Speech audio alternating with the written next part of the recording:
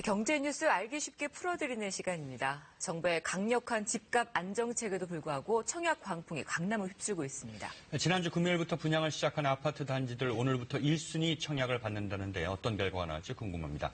부동산 소식 지형철 기자와 자세히 알아보겠습니다. 자, 지 기자, 지난 주말 사이 분양을 시작한 몇몇 아파트들이 진짜 온통 화제였습니다. 네네. 그 당시 상황을 좀 잠깐 다시 한번 정리해 볼까요? 네, 그 강남구 일원동 그리고 논현동에 지금 그 신규 아파트 단지들이 분양 시장에 나와 있는데 네. 그 지난주에 모델하우스가 문을 열었습니다.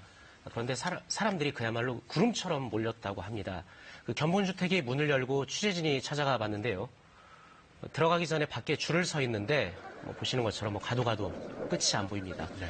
한때 대기 행렬이 1km에 이르기도 했습니다. 들어가려면 무려 4시간을 기다렸다고 합니다. 하루 방문객이 15,000명을 넘었고 고객 상담석은 4시간 만에 하루치가 예약을 끝냈습니다.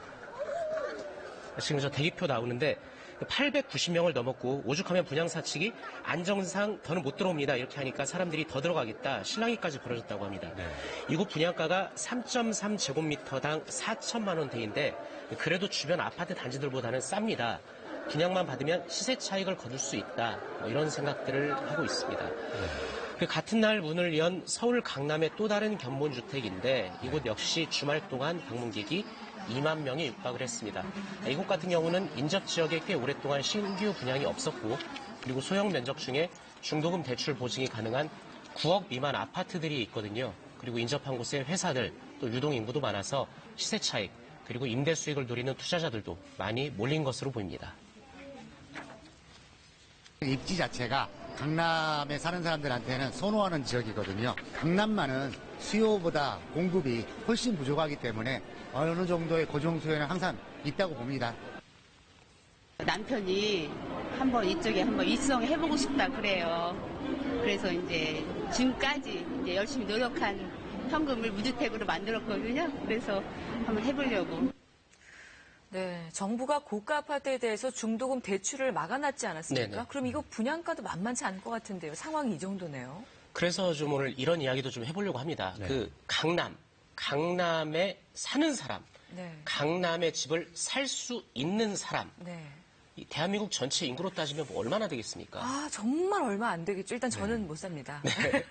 그 이게 통계를 보면 강남, 네. 서초, 송파이, 강남 3구를 우리가 강남이라고 하는데 여기 네. 아파트 다 합쳐봤자 그 대한민국 전체 집의 2%도 안 됩니다. 네. 그런데도 왜 언론에서는 강남 이렇게 얘기할까요? 당연히 이제 사람들의 관심이 많으니까 그걸 쓰면은 더 많이 볼 수 있으니까. 맞습니다. 맞습니다.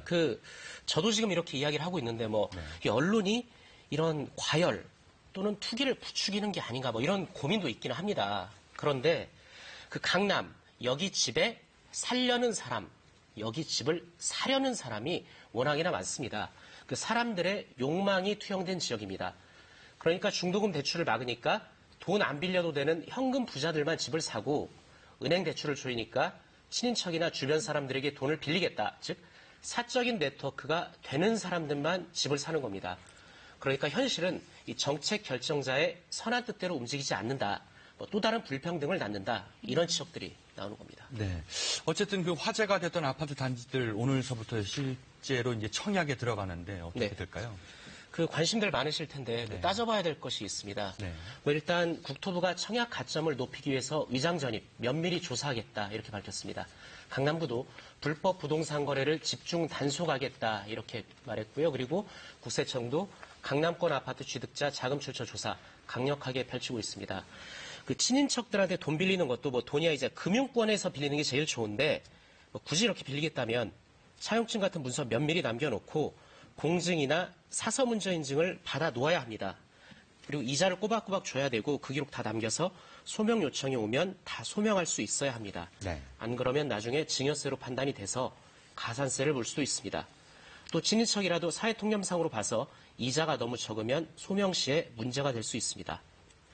이 아파트 값이 비싸긴 하지만 전세 끼고 갭 투자해야지 하시는 분들 낭패 볼 수 있습니다. 최근 서울 아파트 전세값 4주 연속 하락하고 있는데 네. 특히 갭 투자 수요가 많았던 강남 요지가 많이 떨어졌습니다. 이 갭 투자가 많아서 전세 공급이 많기 때문입니다.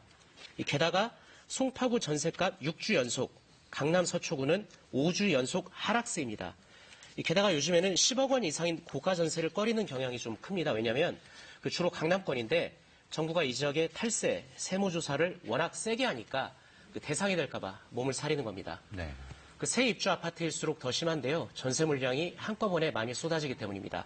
분양받아 놓고 잔금은 전세 놔서 치러야지 이랬다가 나중에 전세 안 나가면 골치 아픕니다. 네, 지영철 기자, 경제뉴스 잘 들었습니다. 고맙습니다. 고맙습니다.